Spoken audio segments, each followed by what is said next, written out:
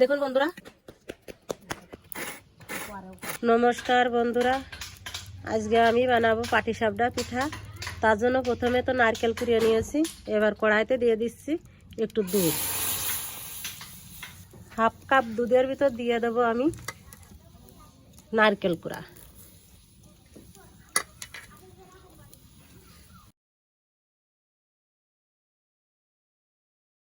পাটিসাপটার পুরটা বানাতে গেলে আমি প্রথমে নারকেলের মধ্যে দিয়ে দিচ্ছি চিনি।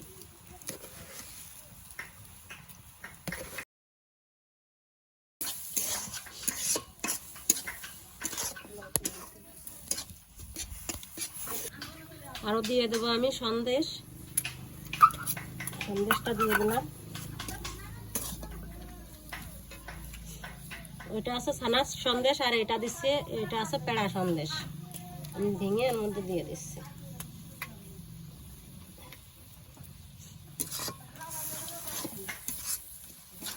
আর দিয়ে দিচ্ছি দুটা এলাচের ফল।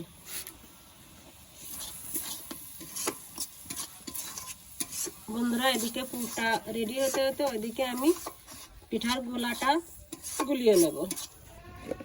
বন্ধুরা, আমি পিঠার গোলাটা গুলানোর জন্য আমি এই কাপে নিয়ে নিয়েছি 2 কাপ চালের গুঁড়ো আর নেব 1 কাপ ময়দা। মোট 3 কাপ নিয়ে নিলাম। 2 কাপ চালের গুঁড়ো, 1 কাপ ময়দা। এবার ব্যাটারটা তৈরি করব। এটা আছে হালকা গরম দুধ। দুধটা দেব আর ব্যাটারটা তৈরি করব। 1 কাপ দুধ নিয়েছি।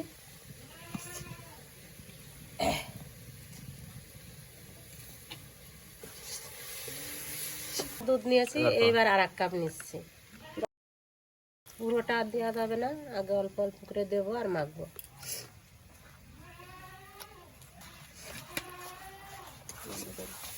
বন্ধুরা, আমি ব্যাটারে দেবো সামান্য একটু চিনি। এর মধ্যে কিন্তু বেশি চিনি দেওয়া যাবে না, বেশি চিনি দিলে পিঠাটা ঠিক মতন উঠবে না।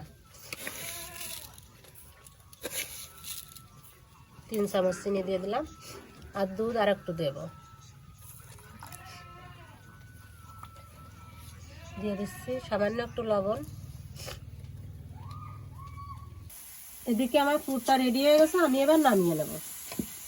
বন্ধুরা, এটা নাড়ুর মতন অত বেশি পাক দেওয়া লাগবে না, ওর থেকে একটু কম পাক দিতে হবে, একটু নরম নরম থাকবে, সেই অবস্থাতেই নামিয়ে নেব। আমি এই যে একটি রুটি তাওয়া নিয়ে নিয়েছি আর একটি কলার ডাগের সাহায্যে রুটি তাওয়ায় তেল মাখিয়ে নেব। আপনারা বাড়িতে ব্রাশ থাকলে ব্রাশ দিয়েও লাগিয়ে নিতে পারেন। দেখুন বন্ধুরা, ব্যাটারটা ঠিক এরকম পাতলা হবে, অতিরিক্ত ঘন হলে হবে না।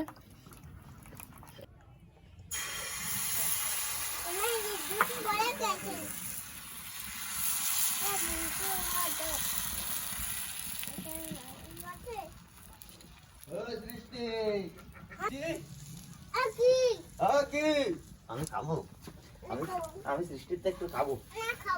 আমি একটু খাবো, আমি একটু নেবো। এই দেখো টাকা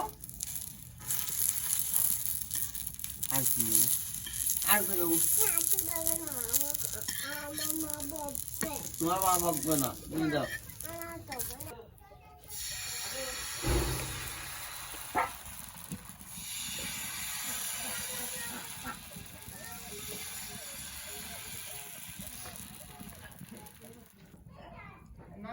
পিঠার গুলাটা দিয়ে যতক্ষণ পর্যন্ত এর মধ্যে না শুকায় যায় ততক্ষণ পর্যন্ত পুরটা দেব না, তারপরে শুকায় গেলে পুরটা দেব।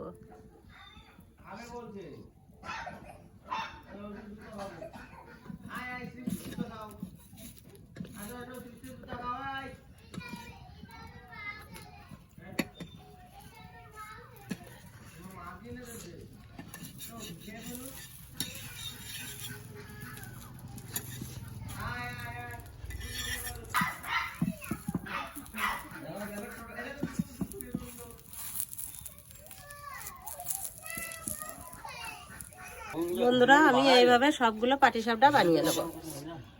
বন্ধুরা, দেখুন কত সহজে আমি পাটিসাপটা পিঠে বানিয়ে নিলাম। আপনারাও বাড়িতে এইভাবে ট্রাই করবেন, দেখবেন খুব সুন্দর হবে। তা আজকের ভিডিও এই পর্যন্তই, দেখা হচ্ছে অন্য কোনো ভিডিওয়। সবাই ভালো থাকবেন, সুস্থ থাকবেন।